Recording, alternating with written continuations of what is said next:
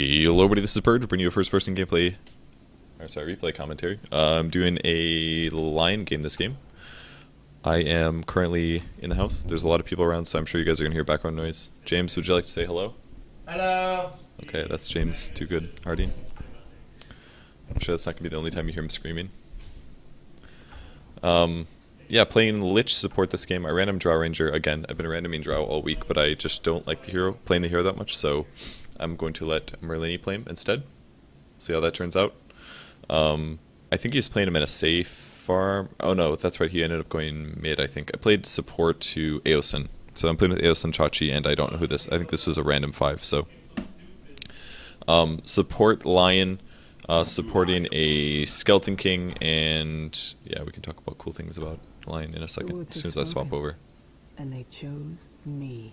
Alright, cool. So, Lion as a hero. My win ratio on Lion isn't super good. I'm surprised it's not higher, because I feel like I'm fairly strong at the hero, but I think I have some execution errors that hold me back a bit, and I'll talk about those as I find them.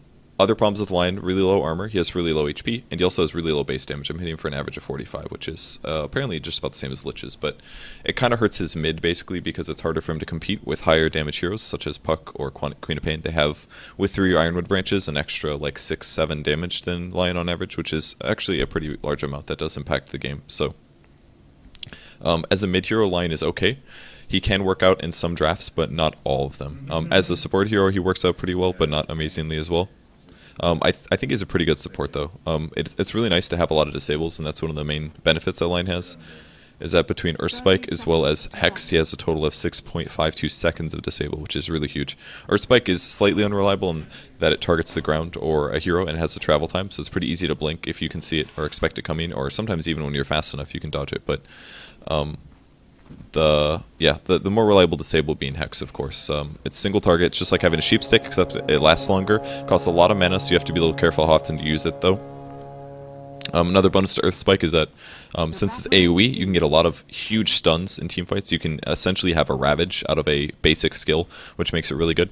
The mana cost of the skill is decent as well, 170 at max, and Hex is pretty expensive at 200. Third skill is Mana Drain. It's the worst of his 3 skills easily, but it's pretty effective as a skill. I probably should have stunned that guy. I thought about it afterwards, but yeah, just Earth Spike, just like that he just threw. It's basically the same. Well, he threw, his is called Impale, I think, yeah, his is called Impale. They used to both be called Impale, I think, in Dota 1, but now it's Earth Spike and Impale, but basically the same skill, AoE stun, disables multiple heroes, very good. Not very good in the early game. The duration is okay, 1 second at 60 damage. It's okay, but there are better stuns. So I think, yeah, I'm gonna clean up or pick up the Tiny this time, and we're gonna get some right clicks in. Since we're both ranged heroes and he doesn't have any stout shield, he actually took an insane amount of damage there. He only had 1 Tango and 1 Boots, which is way too greedy of a build. And since we are playing support here and covering the lane, he gets a bad time. So I did want to go stack this, but I'm gonna be way late. It's not gonna stack in time. I just did it just in case maybe it'll go. Occasionally I've pulled a couple seconds late, like 55, 56, and it's gone through, but that one didn't work. So that means I'm gonna have to pull through as I pull.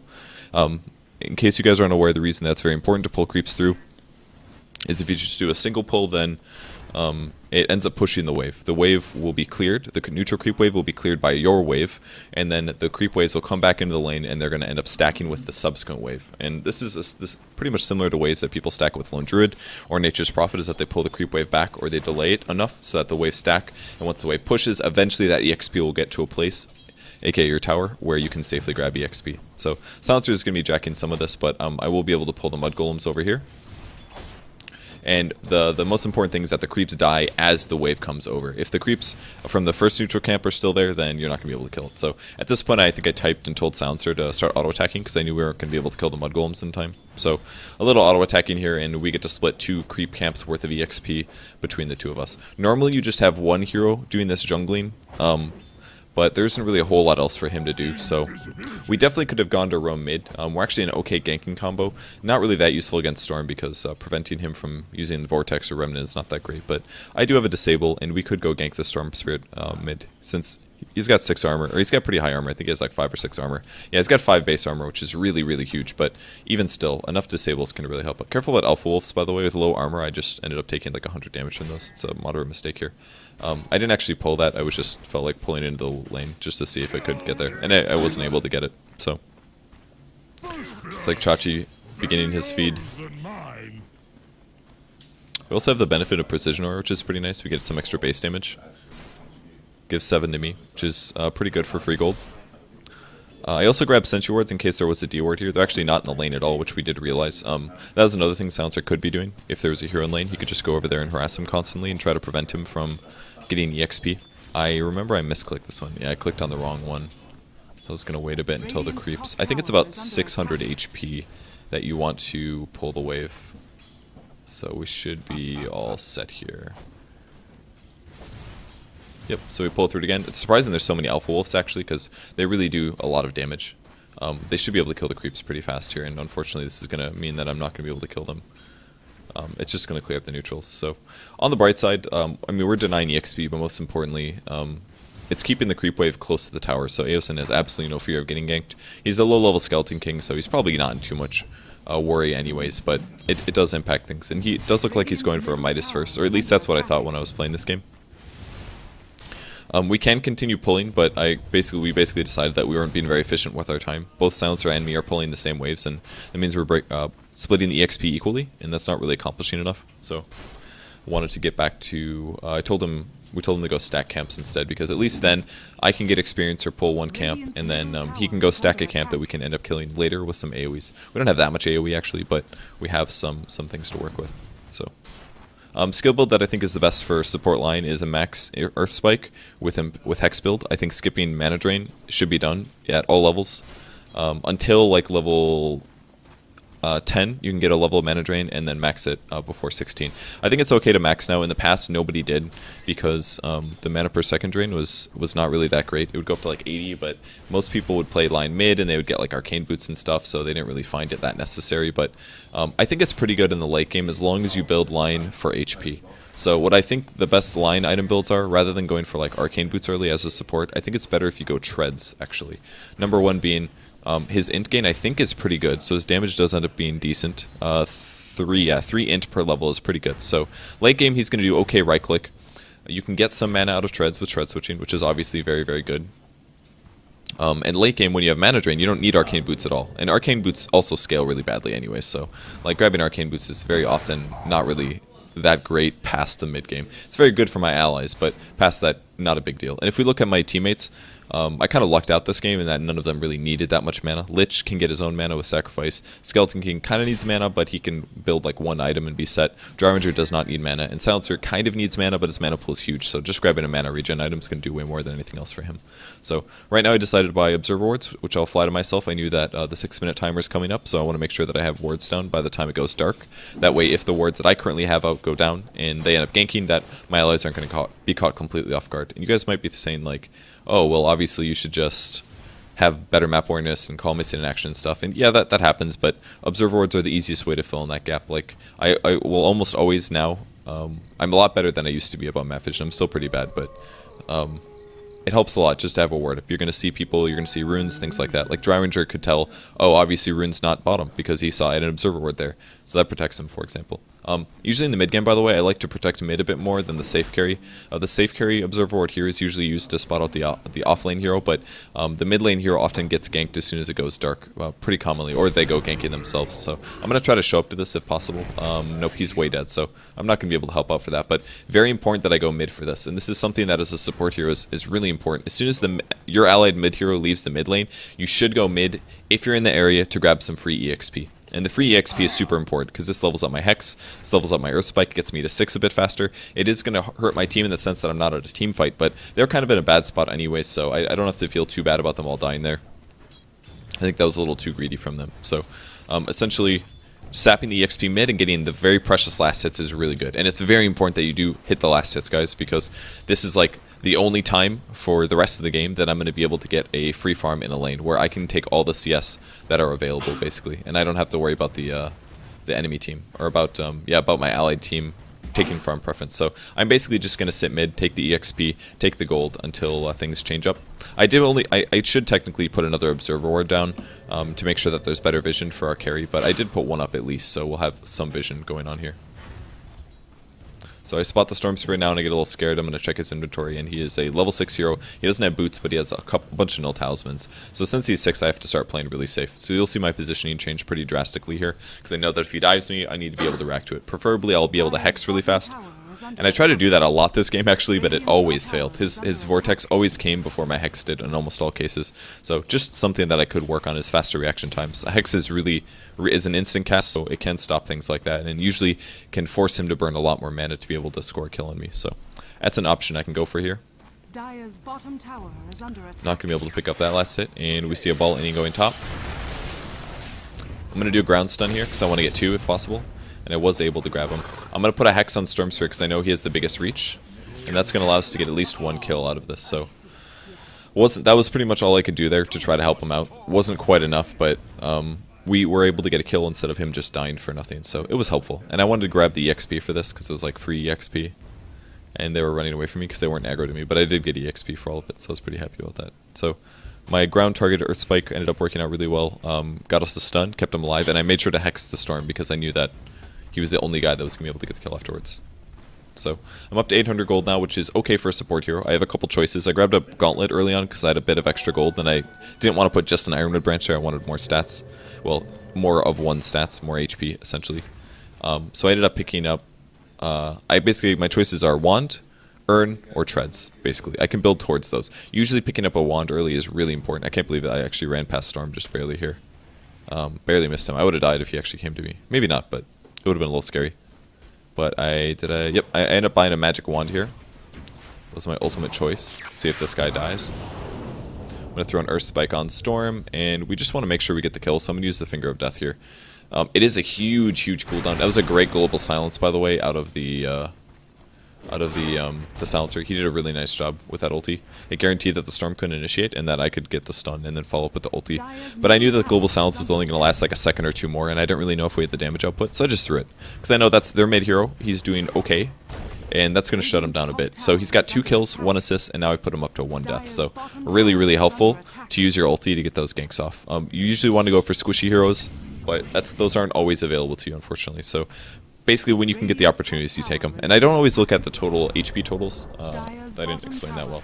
I don't always look at... See Merlini take some nukes here. He looked pretty dead, though. So I'm just going to go back and get more mana. I can't actually help him at all. So end up buying Treads now. I'll get a TP scroll as well. I've got 1 Sentry Ward, which I should be placing. I did place 1 mid. That's in preparation for a Nyx Assassin. I don't think he was quite 6, but he's about to be. He's level 5 right now. Once he hits 6, it's very important to have a Sentry Ward covering your mid lane and sometimes your carry as well. But mid usually gets preference because that lane is more often ganked. But Treads pick up now. I get attack speed. I can Tread switch to have more int. And always max Impale first as well, guys, because it does pretty good damage. If you max Hex first, yeah, you have a 4-second disable, but you have no way to do damage, and then you're pretty much limited by Finger, which is, again, a huge cooldown at level 1. So I'm going to TP in here. So I was hoping to deny that. I didn't get my Tread switch off before I got jumped on here, which is a little scary. I'm going to throw the Hex on him, throw the Earth Spike as well, and his Chain Frost was just glorious, so that was pretty cool. And we're going to end up staying alive, so a little scary for me. I definitely was a little out of position. My reaction time after Storm went in was a bit slow as well. I felt pretty jumped on. No pun, I guess, is that a pun? Does that count? I felt pretty jumped on, and I got a little flustered. But I was able to Hex the Storm, and we were able to turn the fight. So it was a great, I think that was a global silence again, if I'm not mistaken. No, it was not actually, so I just landed the stun, I guess. Didn't he like ball lightning like 4 times or something ridiculous? I feel like that just happened. I'm not quite sure, but I pick up another Gauntlet now because I do want to make an Urn. I think Urn's a great ability, or a great item for a line. And actually, oh, okay, so this is why we went on him. He was really low mana, actually. Oh, he so almost died here. Man, it's going to be weird to watch this from this perspective now, because we didn't know if he was still out or not. We're like, okay, he's probably TP'd from now. He's probably TP'd. And then we, like, just checked him.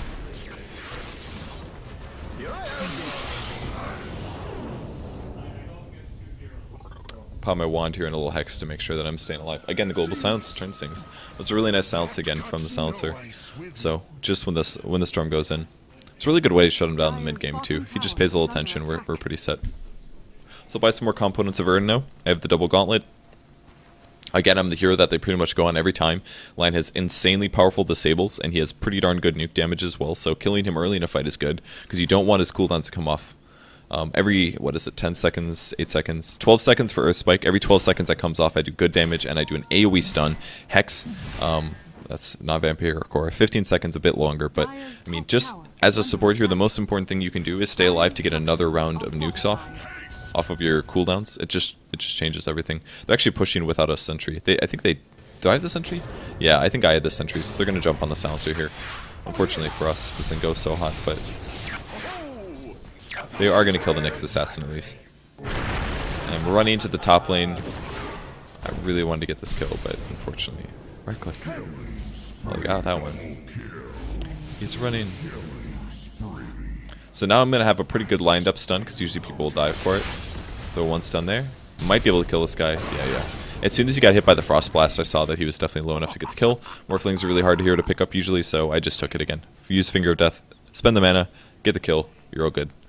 So that actually turned out really well. We could kill both Storm and Morphling. We didn't really know where the lone Druid was at this point. That's because he's been jungling the whole game. He has picked up his Midas here, but this game has been going quite well. Aosin, since then, has pretty much had free farm. He's gotten 1 kill on somebody. I have no idea who this was. But he's also killed the tier 1 tower bot, so he has been active as well. So we know that we've basically created unlimited space for our hard carry. Drow Ranger as well, of course, is a hard carry by definition. But since he's been playing the mid role, he's been ganking a bit more. So essentially, we've created a ton of space for our hard carry. We know that he's going to be pretty set for a bit. So I forgot about this. Nyx chasing me here. It took a while for them to actually get the vision, but I'm going to take a nuke here and react really slowly. It looks like it dodged the avalanche at least. And Hex the Storm, and I should have a wand. The mech was so huge. Tiny just wanted that last hit. It's a really good chain frost, as you guys can see. And now that I've earned, look at that, I just got 2 earned charges, that's a full HP heal, and I now don't have to go back to base. Yes, I am obviously missing mana, but as I pick up more subsequent levels, I should be able to get mana drain, which I do end up picking up this game. So we can now push mid. I'm looking for a stun maybe. I really wanted to stun that guy. We are hoping he would stop and then just be killed, but he actually balled all the way to the top lane for a regen rune, so. I thought he was pretty dead because there were a lot of heroes down there, but in hindsight, I should have TP'd a lot earlier. If I would have TP'd like a couple seconds earlier, I could have maybe helped a bit more, but again, chasing a hero. It's going to be a lined up stun, so I want to ground stun.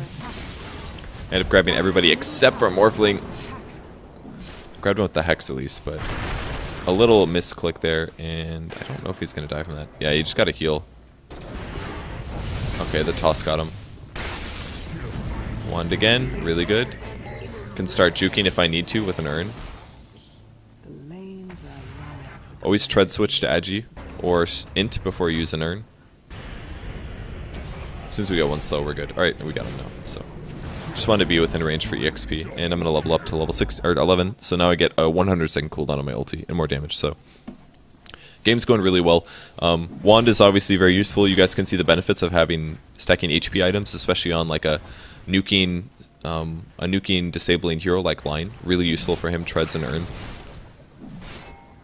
I just really liked it. I was really happy with the treads this game, honestly, guys. I really recommend it over Arcane.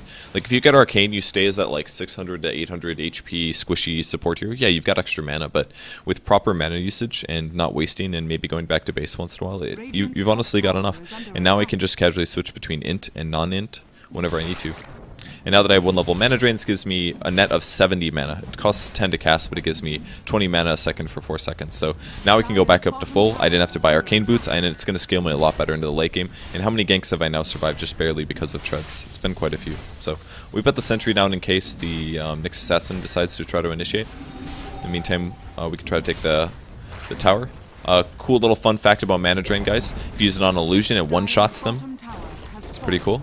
It's a nice stun from Nyx, and that should be my death. Yep. We'll watch the rest of the fight here. So basically what happened was they tossed Nyx on me. He immediately stunned. My Hex was a little slow, but upon watching this in the replay, there was no way I was going to stop that, I don't think. I was too far forward, essentially. And I do that a lot on the mini heroes because I generally play a little bit too aggressive. Same thing happened to me in the game was it 2 games ago? I can't remember. But I always stand too far forward when I should be like the counter initiator. Or at least like cover my allies, but I was way too far forward. That should have been somewhere where like Drow or Silencer sits even. Those heroes are much less likely to, they're not as important I would say, as like a line, for example. Like we don't have very many disables, so my nukes are really important to the team. So at this point I said, okay, I've got 1200, I'm going to go buy a point booster because, hey, I want to upgrade my Finger of Death, and it has 40-second cooldown in late game, which is really cool. I think if you get an Aghanims, it goes down to like 20 seconds or something crazy. But then I said, okay, I'm being greedy. I don't want to get an Aghanim Scepter. What I really need to get is a Force Staff because that's going to increase my survivability. I can use it for my allies. I can get in position with it, which I actually forgot about almost entirely this game. But grabbing a Force Staff will make me a lot harder to kill and give me the option to save allies as well. So decided to start that, pick up a staff first. I asked Chachi to start buying the sentries instead of me, and I had 2 wards, so I can place those. But at this point in the game, it's pretty good to finish a 4 staff, and Lich seems to be quite a bit behind where I was. So I was pretty happy telling him to just go for it, man. You go buy some sentries, you cover that. I don't think they could see me here. It's a Phase Boots on Tiny and a Shadow Blow and a draw. So pretty good. He de-ward that? Okay, he did. So we spend a little bit too much time standing around. We see the Morphling pushing bottom, which we could try to shut down if possible. Dire's top tower is under attack. I wanted to TP slightly defensively there because I was a little scared that the Morphling would jump on me. I have a lot of ways to deal with him, of course, with Hex as well as Impale, but that's going to be a Global Silence trying to save SK, but it doesn't work out. We have a lot of bonus damage from the draw right now. He looked quite dead, so I'm definitely not going to TP for that. But that's another really good reason to get treads this game is because we have a draw ranger. So that means as a ranged hero, I'm going to get bonus damage. It's like a free. What item is this? 36. I think Demon Edge is 46. So somewhere between a Demon Edge and a Mithril Hammer. It's really good damage for nothing. So, and also, people spend a lot of time disabled when you're playing line, so that always gives you more time to right click. And oftentimes, especially in higher levels of play where everybody's HP is well built and things like that, it often will take every single right click to be able to score a kill. So really important. He's going to take the top tower, I think. I don't think I had I did have a TP scroll, but it was on cooldown because I TP'd bot, so we're unable to go TP for that one, and they're going to get that for free, which I was a little unhappy about. It happens, though. But it shouldn't. Should not happen. Try not to let that happen if you can. Morphling's still sitting mid. We don't have the best ward coverage right now. That would be my fault. But we do see the top rune, and I can see a lot of heroes there. And it looks like Draw picked off the Nexus Assassin on the bot lane.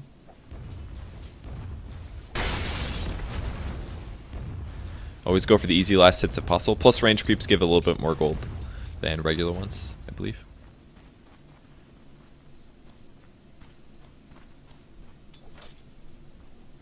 And now we can shift around. I think the battle plan at this point was to push. They have a lot of heroes that are late game carries. Morphling, Lone Druid more or less, Tiny can be, and Storm Spirit is a pretty good late game hero as well. So we kind of wanted to start pushing, especially because Aosin's been farming this whole time, and he hasn't really accomplished a whole lot. Looks like he went for a Phase Boots Drum, which gives him a lot of int, and then he grabbed out an Oblivion Staff for mana regen, and now he's making an Armlet, which is a little wacky. In a lot of ways, it's better to not finish an Oblivion Staff so early, but he does... The reason he did this is because he's worried about mana drain, and Nyx Assassin does have mana drain, so if the way his ulti works is if he doesn't have mana for reincarnation with you when he dies, then he ends up dying forever. So Aosin, I think, was probably just covering his bets a bit with the drum as well as the Oblivion. I think it's a little into overkill. Usually just the drum is going to be enough, or he can grab like a wand temporarily, but regardless, he will eventually build this into an Orchid, and Orchid is great against a lot of these heroes, mainly Storm as well as Morphling. Both of those two heroes are pretty hard countered by a single target silence that is reliable. So basically anytime you see them, you can silence, you can throw your nukes and try to burst them down and kill them. So, oops, I don't want to watch Aosin play. So I should have enough gold for a 4 staff now. I think it's been recently reduced. I might be about 100 gold off. I don't think it's quite there, but told Chachi to place a sentry, and there it is. Should be able to maybe pressure this tower. At the very least, we can start a fight. Aosin does have his ulti now, so he can definitely die twice, so we're looking okay. And they are coming from the jungle. This is kind of why you put the sentry here. We'll spot some heroes. Storm Spirit goes in. I really wanted to hex him first. I didn't actually know if he was going to ball lightning. My Impaler was a complete waste. That was a big mistake. I could have had that to maybe grab the Storm Spirit right there. I don't know why he just ball lightning 80 billion times, but Sunser's going to die to the that ulti. We do kill the bear though. The Chain Frost didn't kill a hero, but just picking off the bear was quite nice, I thought. I'm going to hex him. Right click a couple times, then we go for the impale. I didn't end up using my Finger of Death there, but I definitely could have. My Urn usage here was a misclick. I wanted to use it on somebody else, but I double tapped. Who should I have fingered? Did Storm end up living? Looks like he ended up living. He doesn't have that much HP. I guess I could have just ultied him after the Hex. Not quite sure. Regardless, we still won the fight. Went pretty good for us. We used Chain Frost just to kill a bear, but I mean that's kind of cool, right? Right, guys? He ends up resummoning. Does he actually have a bear? Ooh, it looks like his bear died twice there. So that was pretty big for us. Because I think he must have resummoned it and then died again or something. Not quite sure. But there he is. 4 staff is finished. I have 1100 HP. I have a 4 staff if I get into stuff. If I get entangled by the bear. If Tiny's chasing after me. If Nyx Assassin's ready to stun me or something. Or even if I get Ethereal Bladed or something. I can escape some sorts of damage. Or save allies from doing it. I mean, it really is a great defensive item. Just like moving your allied hero's positioning when they're stunned, it's not always the perfect direction, but just getting them a bit away from their opponent can oftentimes make the difference, because it allows them to make slightly different decisions based on their new positioning. That can sometimes be worth it. I'm going to see Silence die for pretty much free here, but I'm going to try to follow this up here. I was really hoping he would stun the Nyx so that I could guarantee this kill here. To throw the stun. That is a Morphling who just used EV. So I'm going to one-shot him. Just really happy with that. I'm going to drain some of his mana since I knew he was going to die.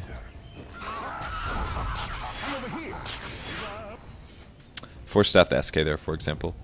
Should be able to start earning. So yeah, if you guys don't know how Ethereal Blade works, as you cast it, it makes you Ghost, and if you use it, you end up taking bonus damage from magic. So I just hit him with my ulti and he died. It was pretty simple. Worked out nicely. I didn't actually know if it was going to one-shot him. It was a bit of a gamble, but does 725 damage right now. It looked like after numbers it did about 770, I think, after resistance. So it was resisted down by base armor resistance, but boosted up. I think it's like part of the same equation. The Ghost Scepter is probably the same equation as damage, basic magic resistance, but he died. That's the important part. And he was really heavily morphed into agility. Yeah, 720 HP. I killed him by about 50 damage. I was barely able to one-shot him, so too greedy on him. And a little play that you can always do against those kind of heroes. Ended up not throwing a disable there because I figured it was going to be a little unnecessary. And I'm going to earn back up to full because I want to stay full HP. We should be able to just take the tower here with a little brute force. He's trying to bait out a global ulti, I think. Earn barely keeping his HP up enough. And we finally take our Rex, so 25 to 17. If we look at the graphs, we have a pretty good advantage, but it's mostly just from snowballing on kills. Things like that. EXP is quite moderately in our favor as well. I've got 3 levels of mana drain now. This is actually really good use against Morphling, if I want to. Morphling is very mana dependent, so draining his mana by a couple hundred points could cost him a lot.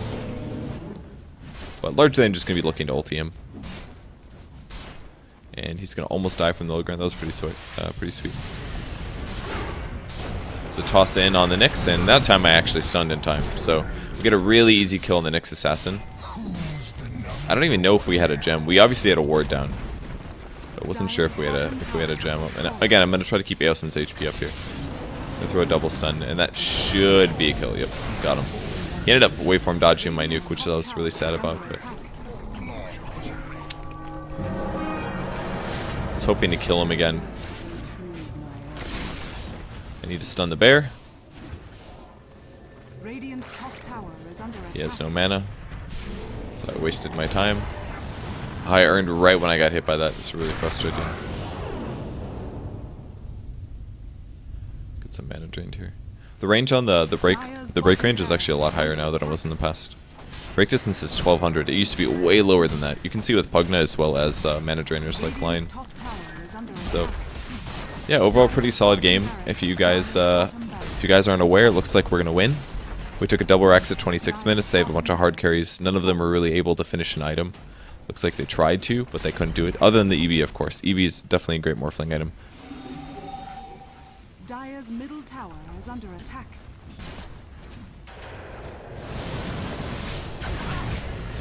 I decided to drain mana because, dang it, I need some mana. Should have hexed that guy. I was a little slow. But again, I can just earn and heal back up to full. I'll be okay.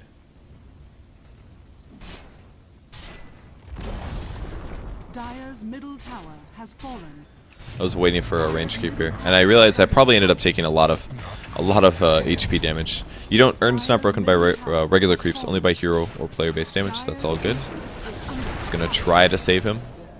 Fortunately, I was a little late, not able to do it. We might be able to kill him actually. I decided to just finger for the kill. Got it, guys. Gotta keep this Aosin character alive. Now I realize I was in some trouble. If I get entangled, I'm so dead. My Hex is a little slow there. If I Hex the bear earlier, it does stop Radiance Burn, by the way. Decided I wanted to fight more.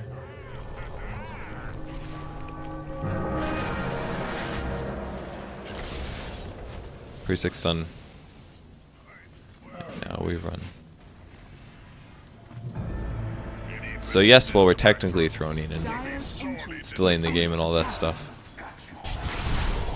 Oh, come on, Shane. That's pretty good.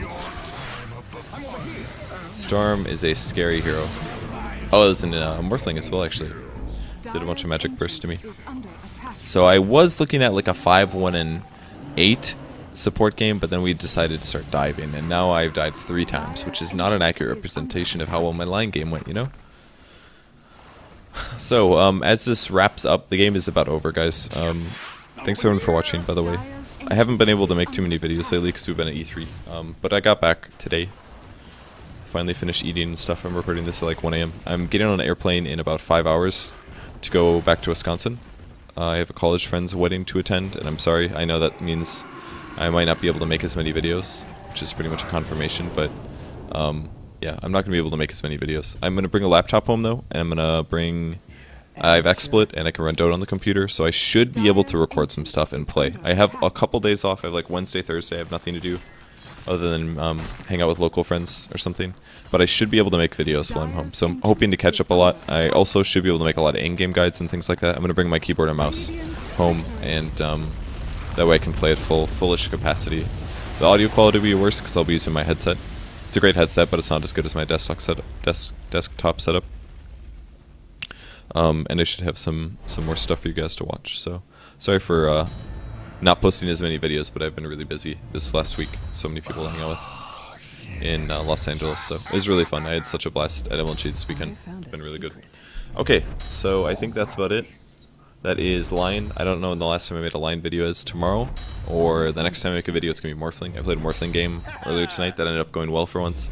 It's mostly Merlini carrying me and substitute of Blitz, so I'm sure there will be a couple comments about that. But I thought it was finally a decent demonstration of Morphling. I've played him quite a few times now. I'm getting better and better. I still feel quite a bit sloppy on him, but I'll get there eventually. So, and I kind of like him as a carry now, so hopefully that will increase with the future. So that is a Lion support. I think that's the best way to play him. I really like Treads, Wand, get a drum, and go do some fun stuff. So thanks everyone for watching, and I'll see you guys later. Goodbye.